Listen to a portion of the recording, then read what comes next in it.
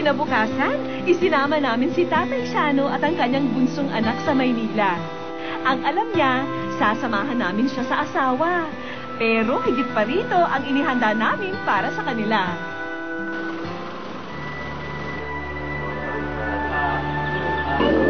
Samantala, inimbitahan namin ang buong pamilya ni Maita.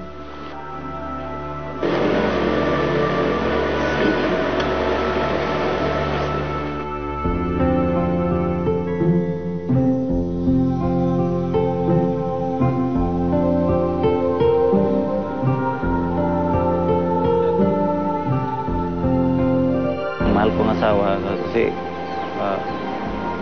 gusto ko nang umuwi kayo dito kasi nalulungkot na ako sa iyo. Lagi na kitang ibig sabihin alaala. Na-miss na kita. Kumusta na lang kayo dyan kasi hindi na ako siguro makapunta dyan kasi mahirap na yung maglakad ng may saklay. Pero higit pa rito ang inihanda namin para sa kanila. Ano naman mo? Tatay. Parang hindi mo na umiyak, may bisita ka. Ayun na!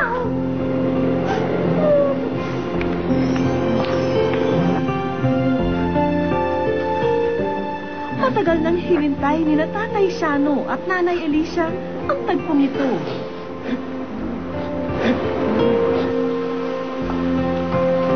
Natupad yung wish ko. Ito yung wish ko sa kanya.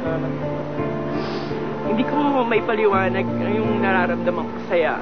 Masaya nga. Masaya. Kasi, kanina, hindi ako, parang nagdududa ako sa inyo. Kaya, sabi mo, tama yung sinabi mo, parang nagdududa kayo tayo eh.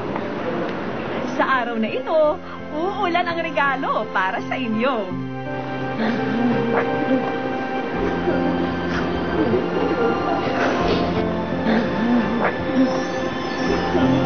Nandito kami sa bahay mo sa Butuan para sa tagumpay ng iyong pangarap. Dala namin ngayon ang 100 heads na broiler chicks, 2 baboy at pagkain ng Vitarich Corporation para sa punting mong negosyo. Congratulations, Tatay Shano. Hindi ko akalain matutuo yung ko eh. Pero ka naman nalamat sa inyo. Sa hirap namin, ganun pa rin ang ko. Kasi... Kami po ngayon sa SEI College Butuan, hinahandog po namin ang gift of knowledge para sa any 2-year course para po sa inyong anak na si Joshua at Jeffrey. Congratulations. Sana po makatulong po kami sa magandang kinabukasan. Maraming salamat. Congratulations. Si Nanay Alicia, may mga RTW nang ititinda. Sana po makatulong ito sa inyong pangkabuhayan sa Butuan. Sana po napasaya po namin kayo. Kaya salamat din sa imong pagtulong sa amin. Ligaan niyo lang yung negosyo na ibinigay sa inyo. Welcome po sa W Brown. Ngayong araw po ito, maaari niyong iuwi ang sapatos na inyong maibigan at sa inyong pamilya.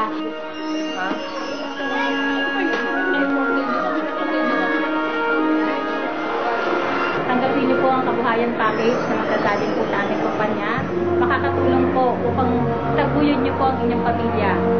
So nandito po ang mga makina, duplicating machine para mas madali kayo makapagpatanggap ng blanco susi. Duplicate niyo po siya. Nandito din po yung yung mga materyales na pwede niyong gamitin para ipag-repair ng mga sapatos. Makakalimutan ba naman namin ang taong nagmagandang loob sa mag-asawa? In behalf of Aficionado Germany Perfume, this time, ikaw naman a-awardan namin ng dealership package worth 15,000 pesos.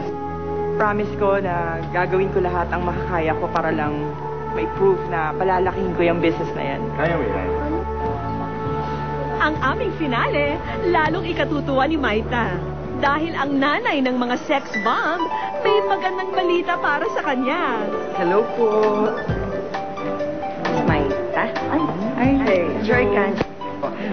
manager of Sex Bomb at producer ng Daisy. So, may maganda po akong balita na nabigyan na rin tayo ng blessing ng GMA Network na on the next season po, part na po kayo ng Daisy. Bibigyan ko po kayo ng magandang role doon para way sa pagbabalik niya sa show business. Thank you. Sana ho, makatulong kami. Yun ang inaabangan ko talaga. Thank you very much.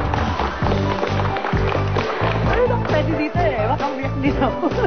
Kasi bagay na bagay naman si May Smite ang maging like a mother of one of the sex bomb, di ba? Dahil talagang sex bomb dating naman ni Miss Smite, hindi pa rin nagbabago, maganda pa rin. Pagbubutihan ko kung ano man yung mga ibinigay niyo sa akin na blessings ngayon. Thank you very much. Sa pagkakataong ito, maaring tapos na ang pelikula para kay Maita. Pero ang mga happy ending, hindi pa. Dahil sa pagmamalasakit ni Maita, gumanda ang istorya ng mga taong mahalaga sa kanya. Wish ko lang